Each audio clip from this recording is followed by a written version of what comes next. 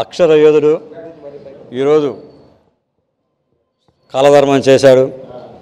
ఆయన గొప్ప శక్తివంతుడు. ఎందుకంటే ఇవాళ జర్నలిజంలో కొన్ని వేల మందికి ఇలా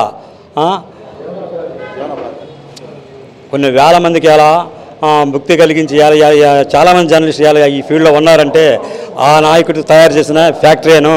అలాంటి రామోజీరావు ఈరోజు లేకపోవడం మనందరికీ చాలా బాధాకరం. ఎందుకంటే ఈ జర్నలిజం ఫీల్డ్లో అతను గొప్ప యోధుడు. అంతేకాకుండా సినిమా ఫీల్డ్లో కూడా ఒక పెద్ద స్టూడియో నిర్మించి ఇవాళ కొన్ని వేల మంది కార్మికులకు వృత్తి కల్పించాడు.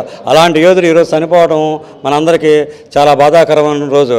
అందుకని రామోజీరావుకి ఈరోజు ప్రెస్ క్లబ్లో ఏపీఈజేయు తర్వాత ఎంసీఏ తరఫున ఘన నివాళులు అర్పించడమైనది.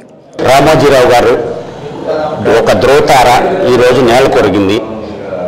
జర్నలిజంలో అత్యంత విశ్లేషణ కథనాలతో ఆయనకంటూ ఒక ప్రత్యేకత. ఈనాడు అంటే తెలుగు అని తెలుగు భాషకి వెన్ను తెచ్చిన ఒక గొప్ప ఎడిటర్ ఆయన. ఈనాడు సంస్థని అతి తక్కువ కాలంలోనే నిర్మించి ఈరోజు అది ప్రపంచ దేశాల్లో తెలుగు వాళ్ళు ఉన్న ప్రతి చోట ఈనాడు పేపర్ అనేది ప్రతిరోజు ఉదయం దర్శనమిస్తుంటుంది. అలాగే ఆయన 1974లో ఈనాడుని స్థాపించాడు. దానికి ముందు ప్రియా పచ్చళ్ళు స్థాపించి అనతి కాలంలోనే దానికి కూడా గొప్ప వన్నె తెచ్చాడు.